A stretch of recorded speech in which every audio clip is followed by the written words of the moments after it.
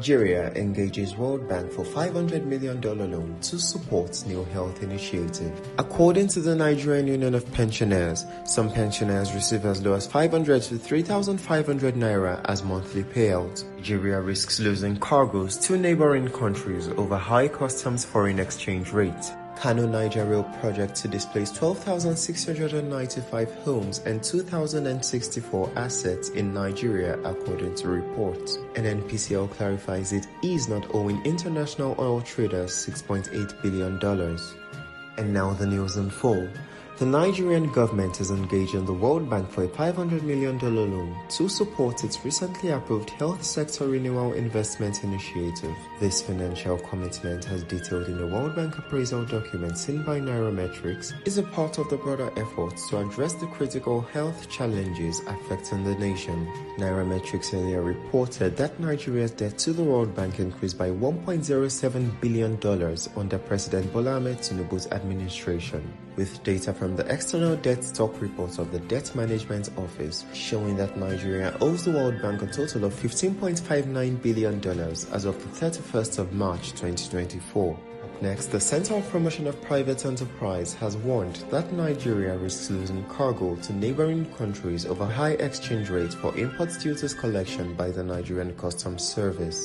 The group disclosed this in a statement signed by its Director and Chief Executive Officer, Dr. Muda Yusuf, where they lamented the impact of the high exchange rate for import duties collection on businesses and the cost of living in the country. According to the statement, the risk of cargo berthing in neighboring countries could negatively impact the revenue generation drive of the federal government. Up next is news from the Nigerian Union of Pensioners disclosing that some of its retirees in the country receive as low as 500 to 3,500 naira per month as their pension.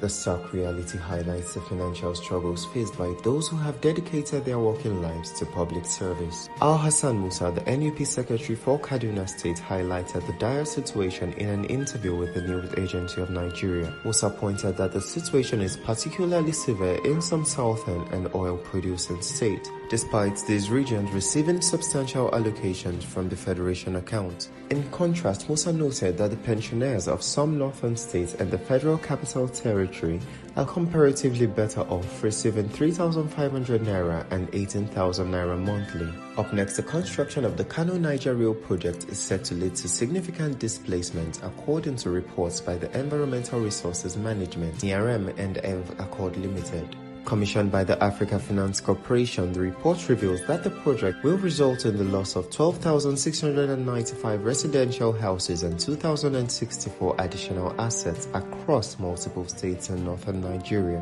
These findings are detailed in the environmental and social due diligence assessment conducted for the proposed railway line. Specifically, the report noted that the compensation for the loss of structures, crops and trees is based on the government rate without adjustment for inflation or compliance with the Land Use Act. And finally, the Nigerian National Petroleum Company Limited has debunked reports in the media that it owes international oil traders up to $6.8 billion and that it has not remitted any money to the Federation account since January of the year.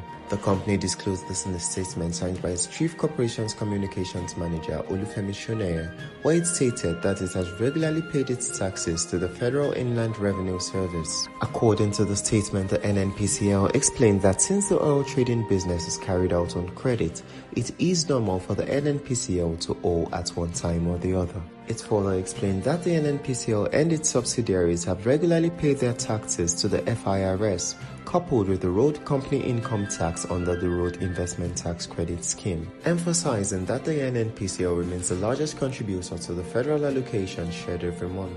That's it from us today.